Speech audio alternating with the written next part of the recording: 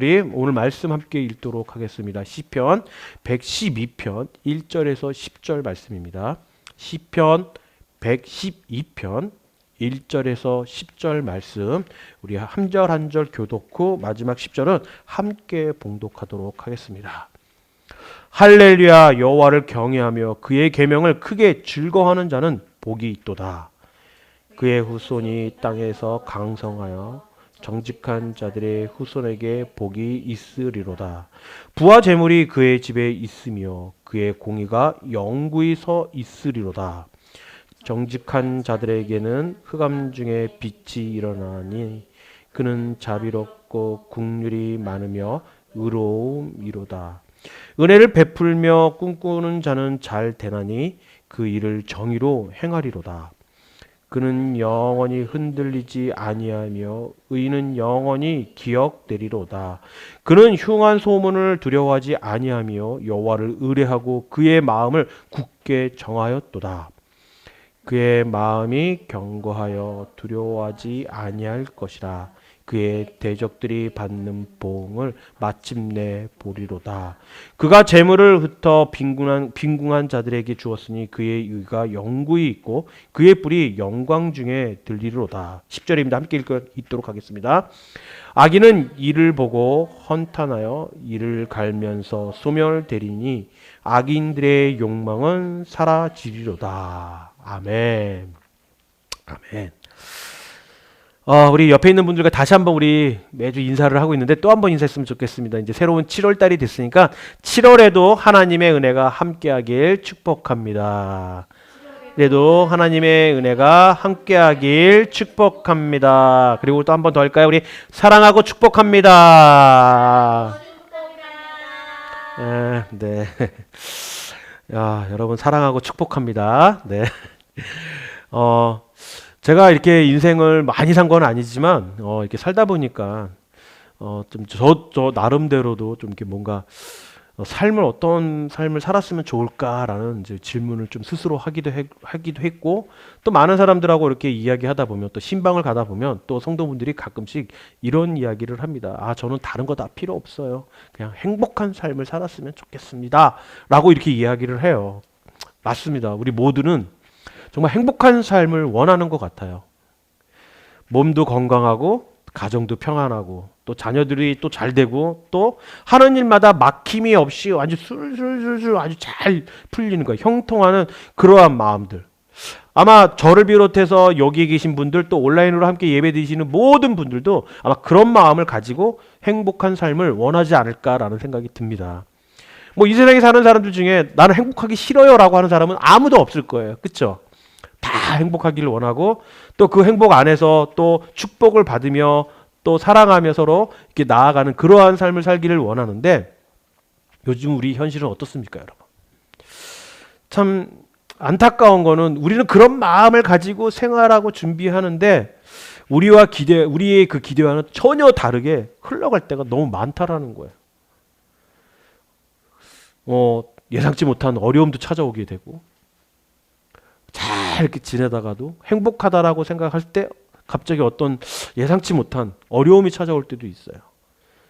또 뿐만 아니라 또 잘 되던 사업들이나 또 부유했던 그런 그 가정들이 경제적인 부담 때문에 또 혹은 또 건강의 문제로 인해서 힘들어하며 또 삶이 조금 무너지는 그러한 삶 우리가 당할 일도 있습니다.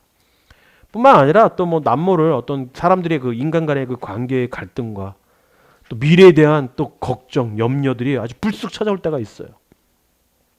그럴 때 우리의 삶을 크지는 않지만 어떨 때는 크게도 느껴질 때가 있지만 갑자기 이런 삶의 그 흔들림이 찾아오고는 한다라는 거죠. 그래서 저는 이게 성도들하고 이렇게 이야기할 때 그분들이 늘 저한테 질문을 해요.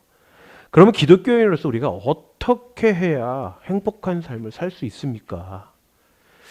근데 참 안타까운 건 목사인 저도 답은 알고는 있지만 저 또한 마찬가지로 그런 삶을 살지 못하는 것이 너무 안타까울 때가 있는데, 그런데 오늘 보니까요, 오늘 본문의 시편 120편은요 진짜로 우리가 그런 행복을 추구하고 진정한 복을 받기를 원하는 사람들이 누구인지, 그런 삶을 살아가는 사람들이 누구인지 아주 명확하게 보여주고 있다는 거죠.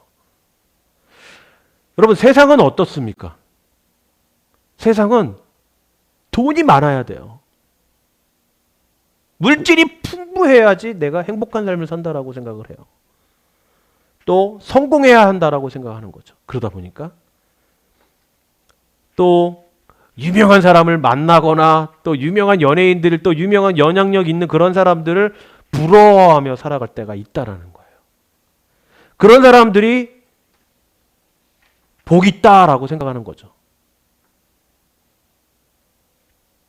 하나님의 기준은 여러분 전혀 다르다는 거예요. 오늘 본문을 보니까. 오늘 말씀을 통해 하나님이 약속하신 진짜 복이 무엇인지, 그래서 그것을 다시 붙들고 어떤 상황 속에서도 흔들리지 않는 그 믿음으로 살아가는 저와 여러분이 되기를 간절히 축복합니다. 아멘.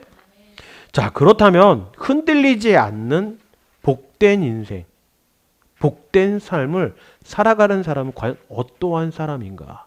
그걸 알아야 우리가 행복을 추구하고 행복한 삶을 살 수 있겠죠. 그렇죠? 자, 첫 번째로 보면 우리 먼저 시편 120편 오늘 1절 말씀, 우리 본문 말씀을 좀 한번 보면 이렇게 나와 있습니다. 할렐루야, 여호와를 경외하며 그의 계명을 크게 즐거워하는 자는 복이 있도다라고 말합니다. 할렐루야, 여호와를 경외하며 그의 계명을 크게 즐거워하는 자는 복이 있도다. 첫 번째로 여러분, 우리가 복된 인생 삶을 살아가는 사람은 바로 하나님을 경외하는 사람이 가장 복된 사람이라는 거예요. 하나님을 경외하는 사람. 오늘 본문에 나와 있는 시편 기자는 복 있는 사람을 말하면서 그것을 어떻게 정의했냐면 가장 먼저 이렇게 정의를 했습니다. 여호와를 경외하는 사람으로 꼽았다라는 거예요. 여호와를 경외하다. 그러면은 여기서 경외하다라는 것은 여러분, 많은 사람들이 좀 착각하는 게 있습니다. 경외라는 말이 얼마나 무서운지 아세요? 이렇게 물어봐요. 대답을 해요. 알려주세요. 이렇게. 단순히 여러분, 근데 이 여기서 나와 있는 경외라는 것은 단순히 하나님을 무서워하고 두려워하는 것을 말하는 것이 아니에요. 물론 경외하다라는 뜻을 보면 누군가를 두려워하고 무서워하는 것이 경외하다라는 것은 맞지만, 오늘 이 나와 있는 부분에 나와 있는 경외하다라는 것은 하나님을 내 삶에서 가장 사랑하고 가장 신뢰하고 그분의 말씀을, 하나님의 말씀을 나의 삶의, 우리의 삶의 기준으로 삼는 태도를 말하는 거예요. 그게 바로 여러분 경외하다라는 것입니다. 오늘 본문에 나와 있는. 물론 하나님을 무서워하고 두려워하는 것은 맞습니다. 그래야 그런 삶을 살아야 할 수밖에 없어요, 우리는요. 왜? 죄인이기 때문에. 하지만 죄인이긴 하지만 우리가 하나님을 우리의 삶에서 가장 사랑하고 가장 그분을 신뢰하고 그분의 말씀을 가장 우리의 삶으로의 기준으로 삼아야 하는 그러한 태도가 하나님을 경외하는 거예요, 여러분. 무서워요, 하나님. 무서워요. 하나님 두렵습니다. 이게 아니에요, 여러분. 단순히 그런 뜻이 아니라는 거예요. 그래서 오늘 말씀 그 1절 그 말씀 뒤에 이어서 보면 뭐라고 나와 있냐면 그의 계명을 크게 즐거워한다라고 고백을 하는 거예요. 그렇기 때문에 여러분 즐겁지 않으세요? 여러분 삶 중에서 가장 사랑하는 사람이 물론 지금 말씀드렸던 것처럼 하나님일 수 있습니다. 하지만 여러분들 가정이 내가 가장 사랑하는 사람이에요. 그 중에 가족이. 그리고 우리 가정을 가장 신뢰해요. 그러면 여러분 즐겁지 않으세요? 즐겁잖아요. 나에게 사랑하는 사람이 있고 나와 함께하며 신뢰하는 그런 사람들이 있다는 게 즐겁잖아요. 근데 그게 바로 하나님이라면 우리는 당연히 하나님의 그 계명을 크게 즐거워하는 것이 맞죠. 두려워하고 또 떨리는 그런 마음, 무서워하는 그 마음이 아니라. 그런데 여러분, 이 말씀 그의 계명을 크게 즐거워하다라고 고백을 했는데 여기서도 우리가 또 착각을 할 수가 있습니다. 뭐죠, 여러분? 바로 억지로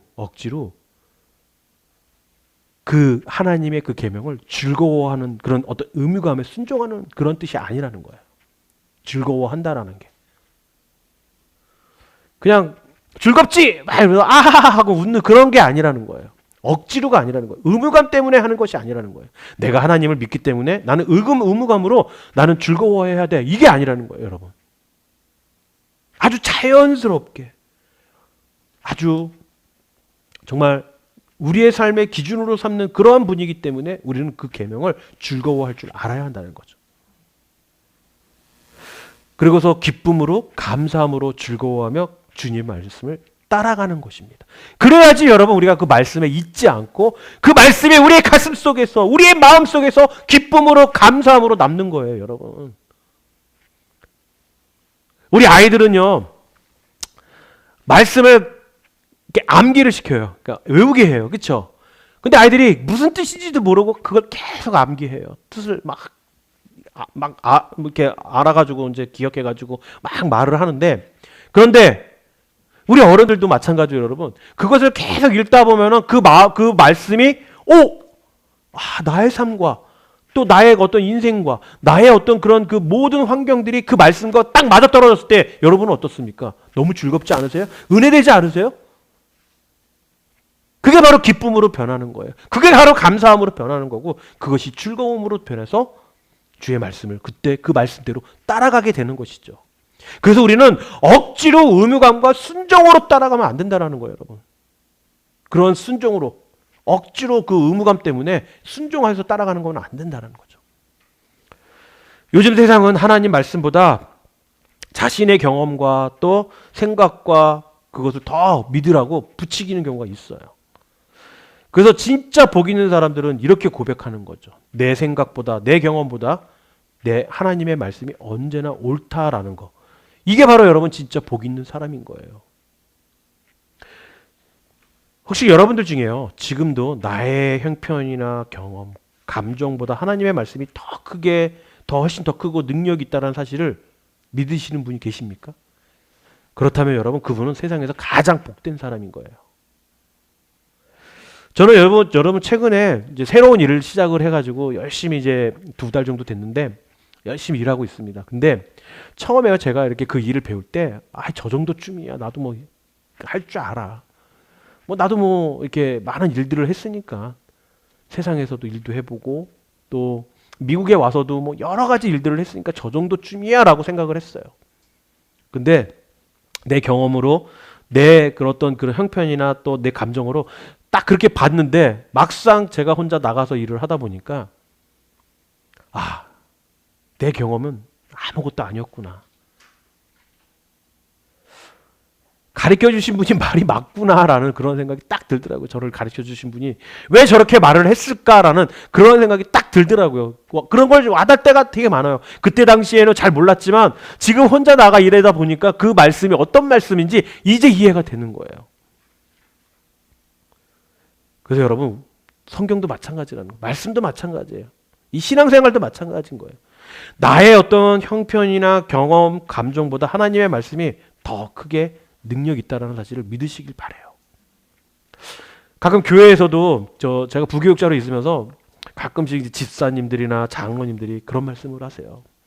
내가 경험을 해보니까 이렇게 해야 된다라고 얘기를 하시는 거예요. 맞습니다. 그 경험 무시 못해요. 근데 실질적으로 그것을 우리가 봤을 때 그분의 경험들도 중요하지만 우리가 하나님의 말씀에 붙들고 그 능력이 크다라는 것을 우리가 느끼고 갔을 때는 여러분, 우리의 경험, 그분의 경험이 중요하지는 않다라는 거예요. 그래서 그런 믿음을 가진 사람이 이 세상에서 가장 복된 사람임을 꼭 기억하시길 바랍니다. 그렇다면 여러분, 이렇게 복된 사람을 하나님께서 어떻게 하시는 줄 아시나요? 그냥 하나님께서 복된 사람으로 만들어 놓고 아무것도 안 하시는 분이 아니시라는 거예요. 여러분, 여기서 참 여러분들이 꼭 기억하셔야 됩니다. 하나님을 경외하는, 두 번째로 하나님은 경외하는 자의 삶을 반드시라는 말을 꼭 기억하셔요. 반드시 책임져 주신다라는 거예요. 그냥 책임져 주시는 게 아니라 반드시. 어떤 시간적인 조금 갭은 좀 있겠지만 반드시 그때가 되면 책임져 주신다라는 거죠.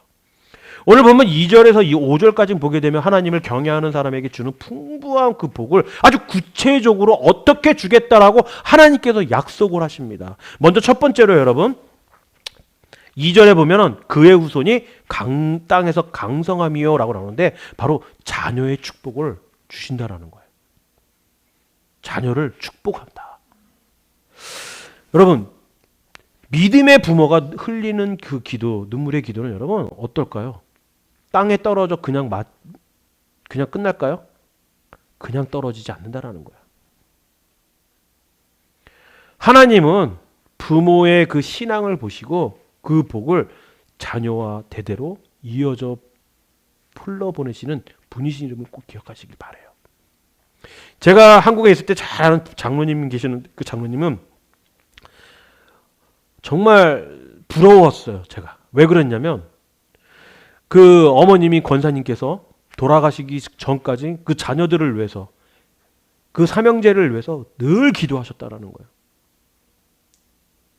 그러더니 그 자녀들이 대대로 그 자녀들이 또 그 자녀들이 그것을 보고 함께 눈물을 흘리며 기도하는 그 부모의 그 어머니의 그 기도에 부모의 그 기도에 정말 잘 장성하시고 정말 잘 이렇게 성장하셨다라는 거예요. 그럴 때 정말 부럽다 그런 생각이 들 때가 있습니다. 근데 뭐 그 부럽기도 하지만 당연하다고 저는 또 생각이 들어요. 그 부모의 눈물의 그 기도를 하나님께서 들으시고 그 부모의 신앙을 보시고 그 자녀들에게 복을 내려주시는 건 당연하다는 거죠. 그래서 우리는 그 후손의 땅에 강성함을 꼭 알았으면 좋겠습니다. 두 번째는 여러분 3절을 보니까 이렇게 말합니다. 부와 재물이 그의 집에 있으며 삶의 필요함을 채워주신다는 거예요. 근데 우리가 여기서 오해하지를 마세요. 이 말씀은 예수님 믿으면 누구나 세상적인 그러니까 부자가 된다는 뜻이 아니에요. 부와 명예, 재물 뭐 이런 것들이 그의 집에 있다라고 하니까 와 부자가 돼. 그래서 우리가 전도할 때 나갈 때 뭐라고 말해요? 예수 믿고 부자 되세요라고 얘기하잖아요. 어떻게 보면 그거는 여러분 좀 잘못됐다라고 할 수 있는 거예요. 하나님은요, 예수님은 예수 믿고 우리가 세계적인 거부가 된다는 뜻이 아니라 이 말씀은 우리의 필요함을 정확히 아시고 공급해 주신다라는 그 은혜가 있다라는 거예요. 어떤 상황 속에서 영육 간에 갈급함이 있지 않게 채워주시는 그 하나님이 우리를 돌봐주신다라는 그런 의미가 있는 겁니다. 부와 재물이 그의 집에 있다라는 것은. 어떤 분들 보면은 그렇잖아요, 여러분. 집에 가보면 정말 그게 크게 부자도 아니에요. 어떤 분들도 그러죠. 저런 분들은 재산을 얻다가 잘 이렇게 킵해놔가지고 나중에 조금씩 쓰시기 때문에 정말 부자야. 뭐 이렇게 말씀하시는데 아니에요. 전혀 그렇지 않아요.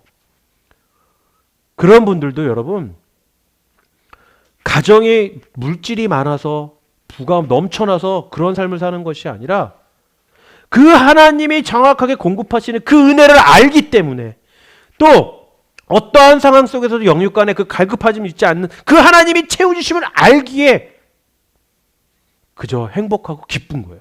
감사하고.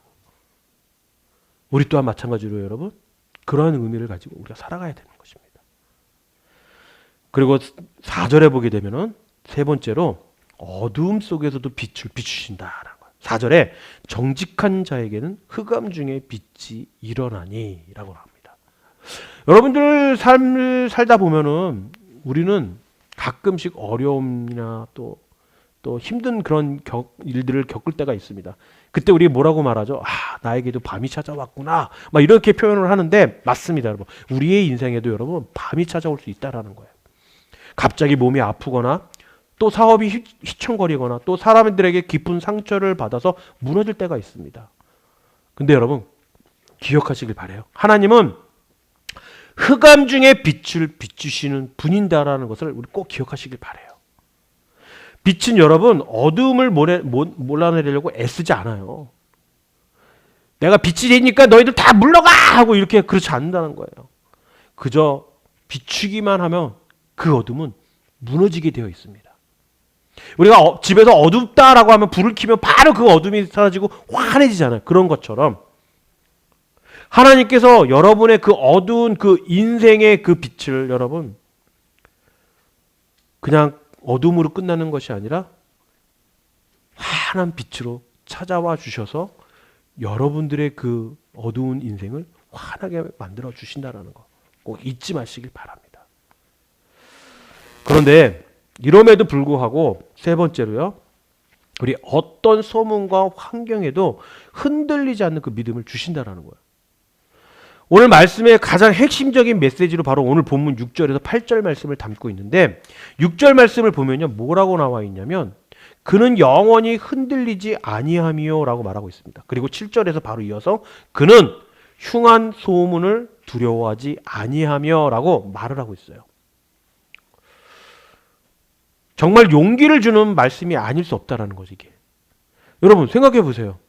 우리가 삶 가운데 속에서 흔들릴 일들이 많아요. 근데 우리가 하나님을 의지하고 복된 인생으로 경외하며 살아갔을 때 하나님은 우리에게 흔들리지 않는 그 마음, 믿음을 주신다는 거예요. 그리고 어떠한 흉한 소문, 어떠한 나쁘한 일들이 두려워하지 않고 나아갈 수 있게 만들어주시는 용기 있는 말씀이에요.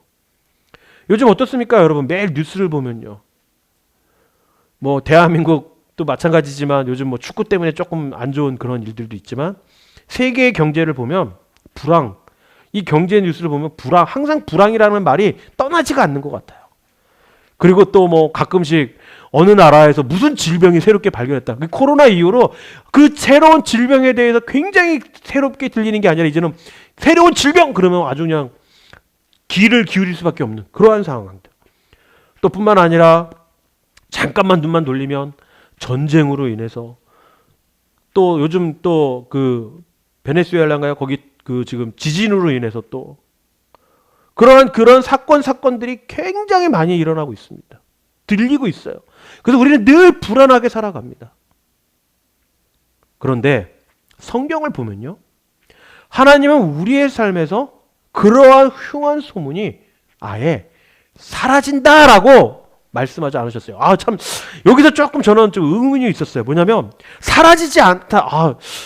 기왕이면 하나님께서 그 모든 것들을 새롭게 다 사라지게 하셔갖고 새롭게 만들면 얼마나 좋을까라고 생각을 했어요. 그런데 이렇게 세상의 흉흉한 소문 여전히 들리잖아요. 그런데 왜 이렇게 하나님께서 사라지지 않게 하시고 그것이 계속 들리게 했을까? 그것은 여러분 하나님께서 우리에게 그 소문을 두려워하지 않는 굳건한 믿음을 주겠다라는 약속인 거예요, 여러분.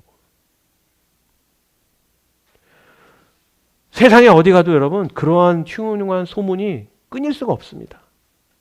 안 좋은 소식들이 안 들릴 수가 없어요.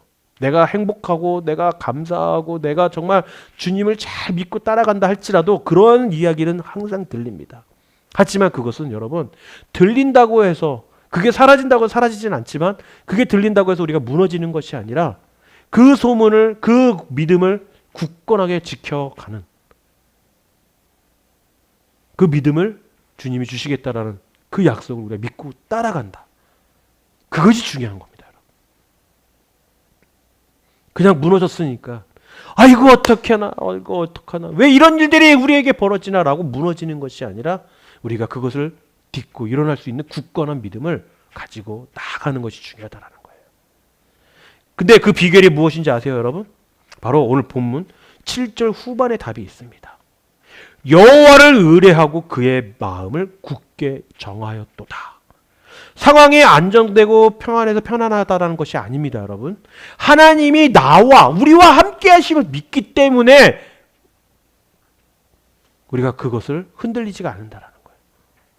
여호와를 의뢰한다라는 거, 여호와를 믿고 의지하겠다, 함께하겠다라는 거예요. 그 마음이 굳게 굳어졌다라는 거예요. 나는 그 마음을 정했다라는 거예요. 그게 중요한 겁니다, 여러분. 우리의 진짜 평안은 여러분 좋은 환경에서 오는 것이 아닙니다. 내가 물질이 많다고 해서 걱정이 없습니까? 내가 건강하다고 해서 여러분들의 삶이 행복합니까? 그렇지 않다라는 거예요. 언젠가는 우리가 여러분 그 건강으로 인해서 힘들어하면 또 쓰러질 때가 있다라는 거예요. 하지만 여러분 하나님을 신뢰하고 흔들리지 않는 그 믿음이 있다면 여러분 그것은 진짜 평안이라는 거예요. 그게 여러분들의 진짜 평안을 찾아올 수 있다라는 거죠. 그래서 주님께서 우리에게 주신 그 복된 사람이 될 수 있다라는 거예요. 그렇다면 여러분 우리 이렇게 복 있는 사람, 그러니까 하나님이 주신 그 감동과 은혜를 통해서 우리가 그 복 있는 사람이 되었어요. 네 번째로 복 있는 사람은 받은 은혜를 흘려보내는 사람이 되어야 한다는 겁니다. 마지막 9절의 말씀을 보면요, 복 있는 사람이 어떤 삶을 살아야 하는지를 우리에게 알려주고 있어요. 먼저 9절의 말씀을 보면 그가 재물을 흩어 빈곤한 자들에게 주었으니, 가난한 자들에게 그 재물을 함께 나누었다라는 거죠. 하나님께 복 받은 사람은 그것을 내 주머니에만 움켜쥐지 않는다라는 거예요, 여러분.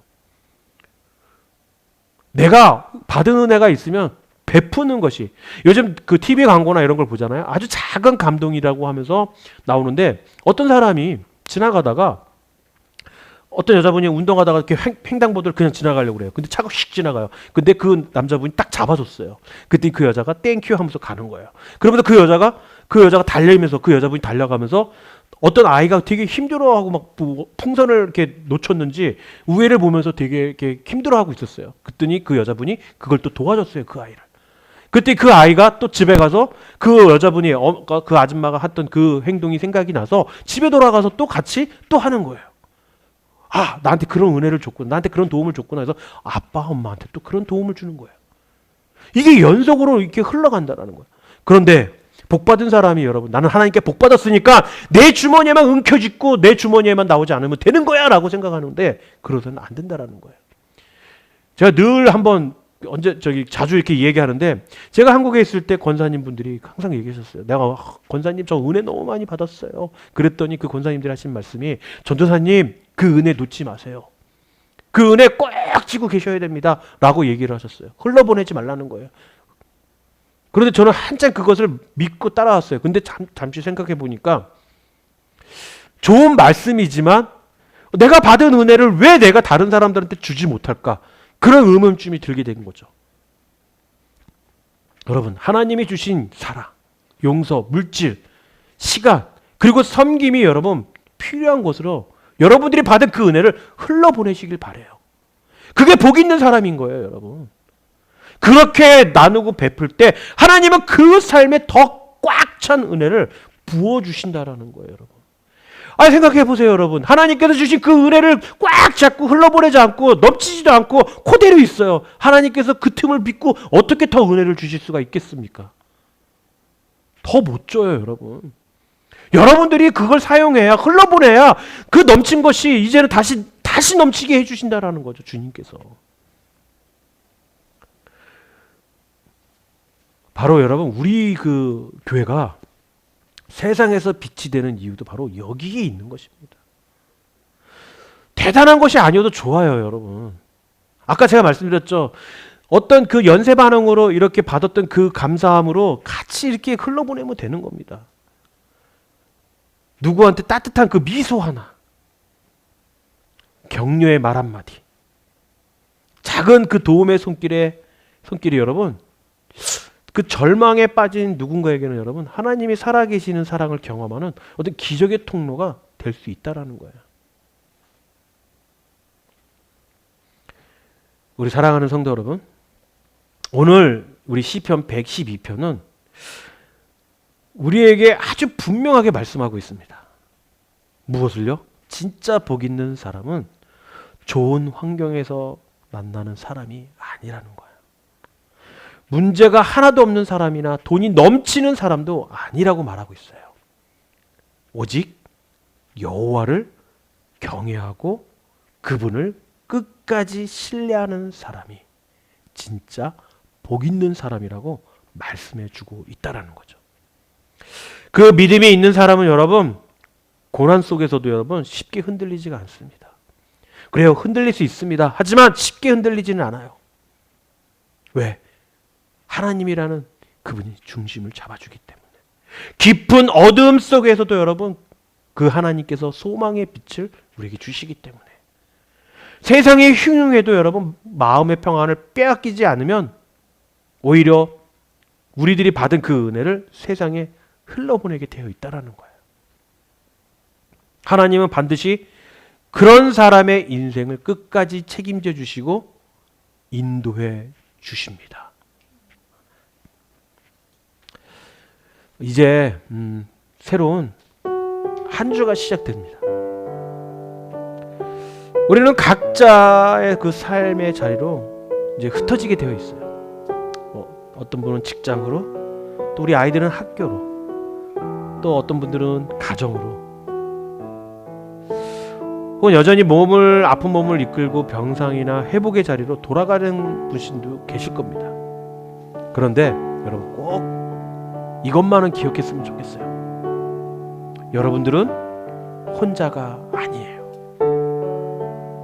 오늘 우리 찬양할 때 혼자 걷지 않을 거예요 라고 이렇게 찬양을 했는데, 여러분들은 혼자가 아닙니다. 하나님의 여러분들의 발걸음과 함께 하심을 꼭 믿으시기 바래요. 기억하시기 바래요. 혹시 여러분 아직도 여러분들의 그 마음속에 해결되지 않는 그런 무거운 짐들이 있나요? 그리고 그동안 계속 해왔던 그 기도의 제목들, 그런데 아직도 응답을 받지 못했던, 그러다 보니까 너무 힘들고 낙심되고 포기하게 됐던 그런 마음들이 있습니까? 오늘 주님이 우리의 마음을 두드리며 여러분 말씀하고 있습니다. 뭐라고요? 사랑하는 내 아들아, 사랑하는 내 딸아, 두려워하지 말아라. 내가 너와 함께하겠다라고. 하나님은 우리의 그 눈앞에 폭풍을 당장 없애주시기보다는 그 폭풍을 뚫고 나갈 넉넉한 그 마음, 그 믿음을 주시는 분임을 기억하시길 바라요. 폭풍을 멈추시는 분이기도 하지만 여러분, 폭풍 속에서도 우리의 그 안위를, 우리의 그 배를 안전하게 붙들어 주시고 목적지까지 인도해 주시는 분이 바로 신실하신 우리 하나님 아버지라는 거예요. 그러니까 이번 한 주 동안 세상의 귀에 귀를 기울이기보다는 하나님의 말씀을 꼭 붙으시길 바라요. 입술에서 감사의 고백을 잊지 마시고 주위 사람들에게 작은 친절과 그 사랑을 실천해 보시길 바랍니다. 세상은 여러분 불안으로 가득 차 있지만 우리는 소망으로 살고, 세상은 또 주판안을 튕기면서 계산하고 있지만 우리의 믿음으로 걸어가시길 바라요. 그리고 세상은 요동치며 막 우리의 그 믿음을 흔들리려고 해요. 하지만 하나님을 신뢰하는, 의뢰하는 저와 여러분들은 결코 흔들리지 않는다라는 거. 하나님을 경외하는 인생은 절대로 여러분 허무하게 끝나는 일이 없습니다. 하나님께서 우리의 길, 여러분들의 길을 책임져 주시고 복 주셔서 마침내 여러분, 하나님은 아름다운 선한 열매를 맺게 하심을 꼭 잊지 마시길 바라요. 그러한 분이 우리의 하나님이세요, 여러분.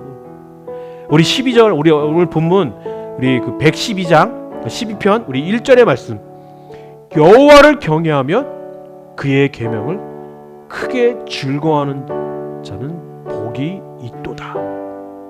이 말씀이 이번 한 주간 동안 저와 여러분의 삶에 그대로 이루어지는 그러한 삶이 되기를 주님의 이름으로 축원합니다.